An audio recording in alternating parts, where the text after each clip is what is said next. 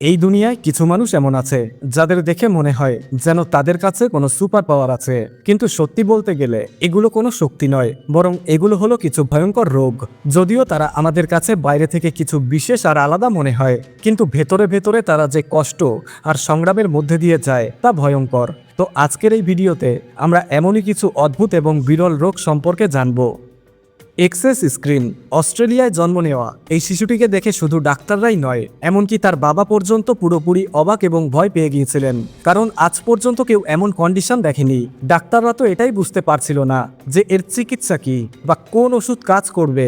আসলে এই শিশুর চামড়া দেখতে ছিল ঠিক যেমনটা শার্পেই নামের কুকুরদের হয়, পুরো শরীর ছিল ভাঁজে ভাঁজে ভরা। প্রথমে ডাক্তাররা বুঝতেই পারছিলেন না যে এটা কোন ধরনের স্কিন ডিসঅর্ডার হতে পারে, তাই তারা সঙ্গে সঙ্গে এই নিয়ে গবেষণা শুরু করলেন এবং অবশেষে তারা জানতে পারলেন যে এই শিশুর স্কিনে হায়ালুরনিক অ্যাসিডের পরিমাণ স্বাভাবিকের চেয়ে 100 গুণ বেশি। এমন লক্ষণ সাধারণত কিছু প্রাণীর মধ্যে দেখা যায়, মানুষের মধ্যে নয়। তাই এই কন্ডিশন শুরুতে এক ভয়ঙ্কর রহস্যের মতো মনে হচ্ছিল, কিন্তু একটা অলৌকিক ঘটনা তখন ঘটল যখন এই ছেলে 12 বছর বয়সে পৌঁছালো। তার অতিরিক্ত চামড়া ধীরে ধীরে কমে যেতে লাগলো এবং তার মুখ প্রায় 85% পর্যন্ত সাধারণ বাচ্চাদের মতো হয়ে গেল।